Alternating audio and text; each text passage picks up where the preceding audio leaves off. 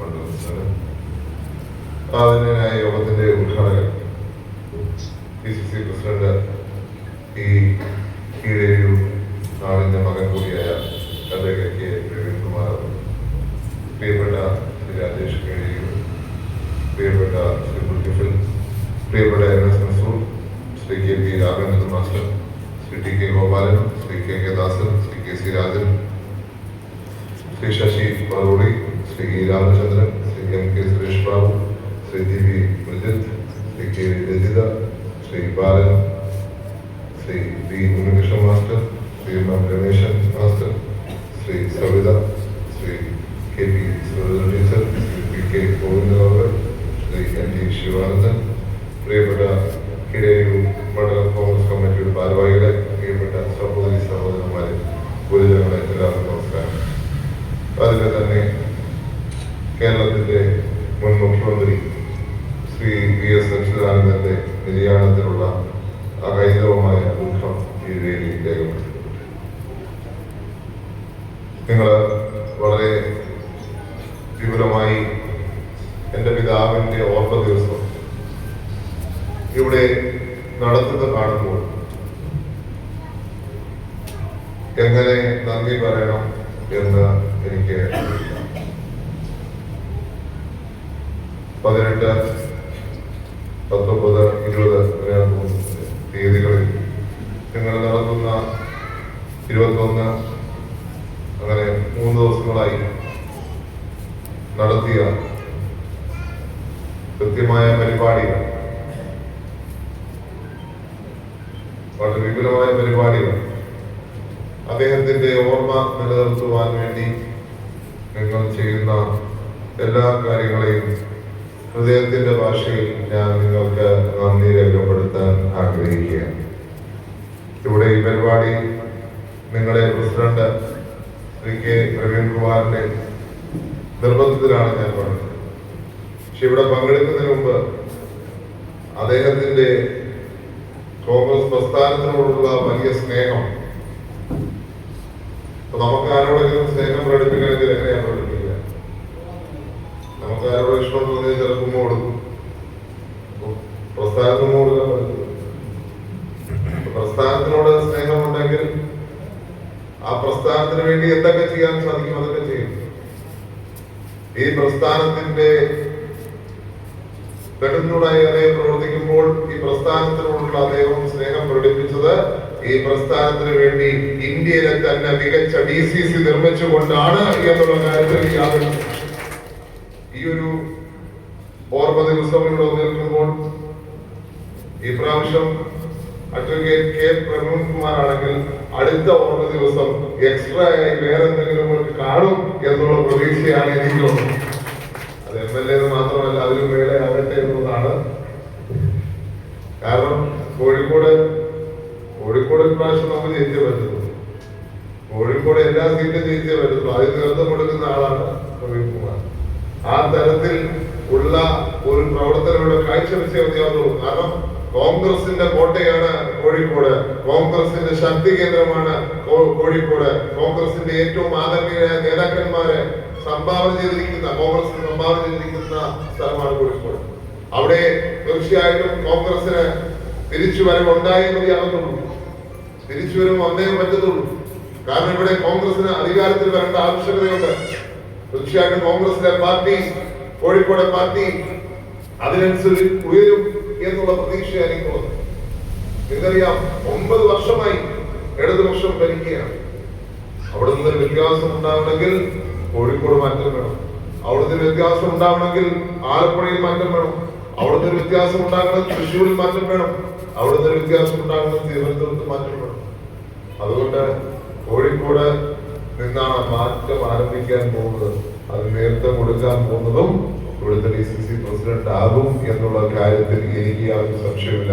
കാരണം ശ്രീമതി പ്രിയങ്ക ഗാന്ധി വന്നപ്പോൾ പറഞ്ഞത് ഇന്ത്യയിൽ തന്നെ നമ്പർ 1 DCC, ഇന്ത്യയിലെ നമ്പർ 1 DCC. അതുപോലെ ഇങ്ങനൊരു PCC ഞാൻ കണ്ടിട്ടില്ല. ഞാൻ പല PCC പോയിട്ടുണ്ട്, DCC പോയിട്ടുണ്ട്. ഞാൻ ഇന്ത്യ മൊത്തം യാത്ര ചെയ്തിട്ടുള്ള ആളാണ്. ഭാരത് ജോഡോ യാത്രയിൽ നിങ്ങറിയാൻ ഞാൻ 3700 കിലോമീറ്റർ പരം നടന്ന് പോയിട്ടുള്ള ആളാണ്.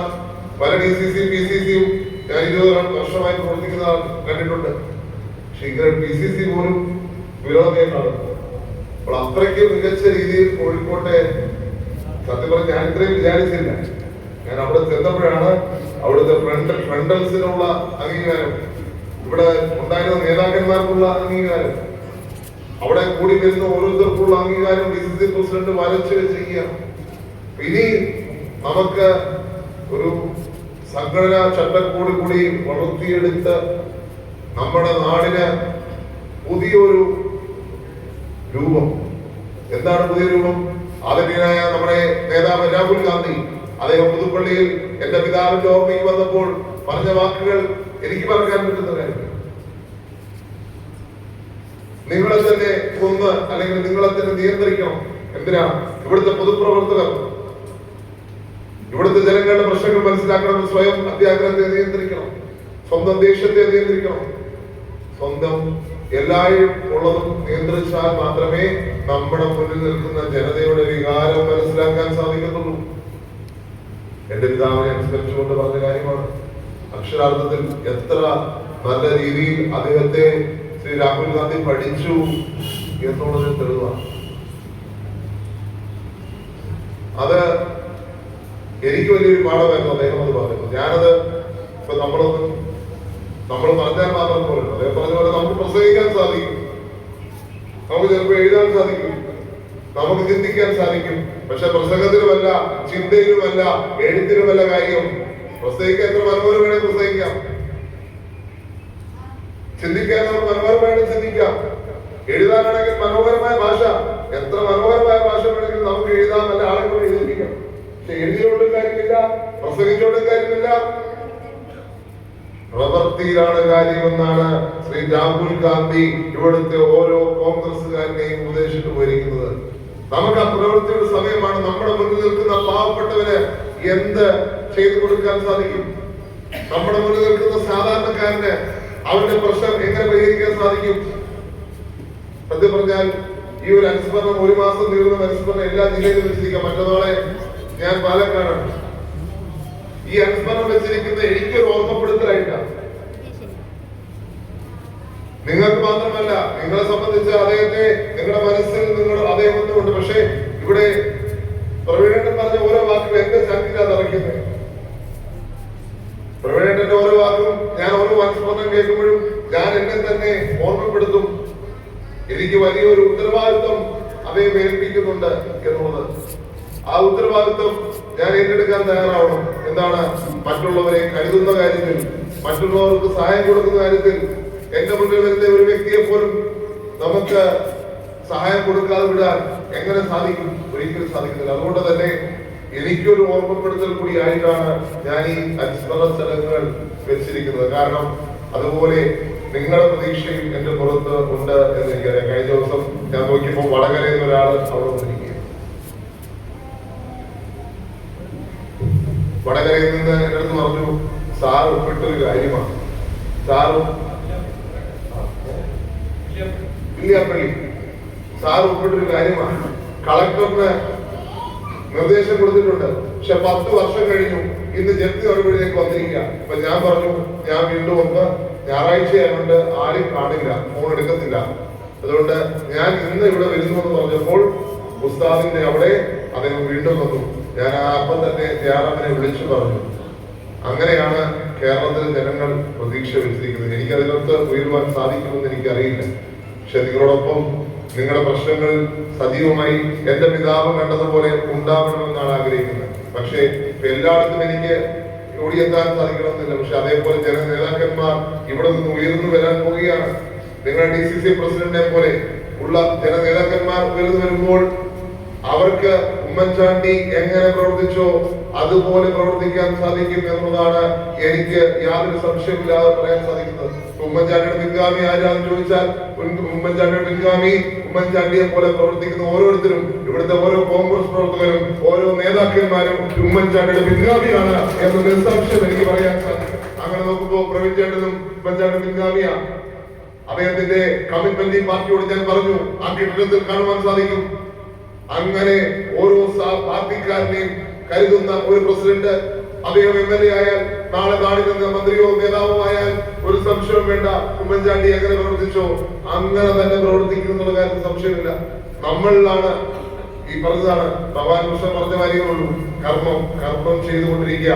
ചിലപ്പോൾ കർമ്മം ചെയ്യുമ്പോൾ അവഗണനയായിരിക്കാം, ചിലപ്പോൾ കർമ്മം ചെയ്യുമ്പോൾ പരിഗണന കിട്ടിയേക്കാം. അവഗണന കിട്ടിയാലും പരിഗണന കിട്ടിയാലും നമ്മുടെ പ്രവർത്തനം തുടരുക. അവഗണനയായിരിക്കുമ്പോൾ നമ്മൾ തളരാൻ പാടില്ല, പരിഗണന കിട്ടുമ്പോൾ അഹങ്കരിക്കാൻ പാടില്ല. അതാണ് എന്റെ ജീവിതത്തിൽ ഞാൻ പഠിച്ച പാഠം ഞാൻ പറയും. അതുകൊണ്ട് തന്നെ ഇവിടെ അങ്ങനെ ഒരു ഉയർച്ചയിലേക്ക് ഇവിടുത്തെ കോൺഗ്രസ് വരണം.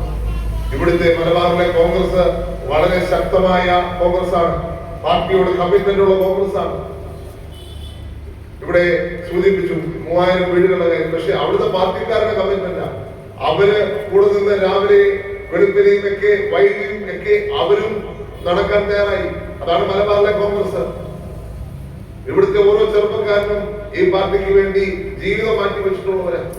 അങ്ങനെ ജീവിതം മാറ്റിവെച്ച നിങ്ങളെയൊക്കെ കാണുമ്പോൾ ഞങ്ങൾ ഒന്നും ചെയ്തിട്ടില്ല എന്ന് മാത്രമേ എനിക്ക് പറയുവാൻ സാധിക്കത്തുള്ളൂ. നമുക്ക് ഈ പ്രസ്ഥാനത്തെ നമ്മുടെ നെഞ്ചോട് ചേർക്കാം. ഇവിടുത്തെ പാവപ്പെട്ടവനെ കരുതുന്ന, ഇവിടുത്തെ സാധാരണക്കാരനെ കരുതുന്ന, ഇവിടുത്തെ സാധാരണക്കാരന് വേണ്ടി ജീവിതം മാറ്റിവെക്കണമെന്ന് പറയുന്ന നേതാവാണ് രാഹുൽ ഗാന്ധി. അദ്ദേഹം പറഞ്ഞത് അങ്ങനെയാണ്, നിങ്ങളുടെ ജീവിതം മാറ്റിവെക്കാനാണ് പറഞ്ഞത്. അതാണ് കോൺഗ്രസിൽ നിന്ന് അവർ പ്രതീക്ഷിക്കുന്നതെന്നാണ് അദ്ദേഹം പറഞ്ഞത്. അങ്ങനെ ഇവിടുത്തെ സാധാരണക്കാരനെ സ്നേഹിക്കുന്ന രാഹുൽ ഗാന്ധിയുടെ പതിപ്പുകൾ നമ്മുടെ നാട്ടിലുണ്ടാവട്ടെ, ഉമ്മൻചാണ്ടിയുടെ പതിപ്പുകൾ നമ്മുടെ നാട്ടിലുണ്ടാകട്ടെ, ഈ നാട്ടിൽ വികസനം കൊണ്ടുവന്ന ലീഡർ കെ കരുണാകരന്റെ പതിപ്പുകൾ നമ്മുടെ നാട്ടിലുണ്ടാകട്ടെ. നമ്മുടെ നാടിനെ ചേർത്ത് പിടിക്കുവാൻ സാധിക്കണം. ഇവിടെ അനവധി ചെറുപ്പക്കാരുടെ അടക്കമുള്ള ചെറുപ്പക്കാർ വളർന്നു വരുന്ന നേതാക്കന്മാരാണ് എന്നുള്ള കാര്യത്തിൽ യാതൊരു സംശയവുമില്ല. അങ്ങനെ വളർന്നു വരുമ്പോൾ ഈ നാടിനെ നെഞ്ചോട് ചേർത്ത് ഇവിടെ ഓരോ സ്ഥലത്തും ഉമ്മൻചാണ്ടിക്ക് പിൻഗാമി ഉണ്ടാകട്ടെ, ഉമ്മൻചാണ്ടിയെ പോലെ ഈ നാടിനെ ചേർത്ത് പിടിക്കുന്നവരുണ്ടാകട്ടെ എന്ന് മാത്രം ആശംസിച്ചുകൊണ്ട് ഇത്രയും വ്യാപകമായുള്ള അനുസ്മരണം നടത്തിയ നിങ്ങളെ അഭിവാദം ചെയ്തുകൊണ്ട് ഞാൻ വാക്ക് ചുരുക്കുന്നു. നന്ദി, നമസ്കാരം.